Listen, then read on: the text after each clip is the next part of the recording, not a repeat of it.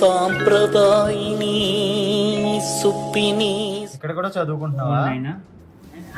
ఇప్పుడు మేధాంశికి అన్నప్రాసన జరుగుతుంది. ఇంకొన్ని 2 years పడుతుంది మళ్ళీ వాడికి అక్షరాభ్యాసం చేయించాలి అని అంటే.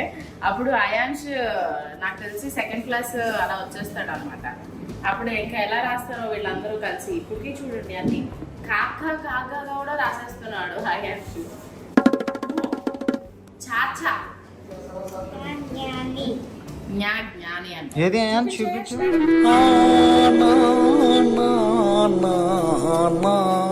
చదువుకోవాలి చెప్పు.